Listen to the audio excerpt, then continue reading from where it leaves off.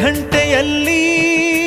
ಮಂತ್ರಾಕ್ಷತೆ ಮಂಚಾಲಯ ಮಣ್ಣ ಕಣಗಳಲ್ಲಿ ಮೂಲ ರಾಮ ನಿನ್ನ ತಂದೆ ನೀನೆ ನಮ್ಮ ತಾಯಿ ತಂದೆ ಸತ್ಯದ ದೀಪ ಹಚ್ಚುವ ಕರುಣೆಯ ಕಿರಣ ಚೆಲ್ಲುವ ರಾಮನ ಸಾರ ತುಂಬುವ ಹನುಮನ ಶಕ್ತಿ ನೀಡುವ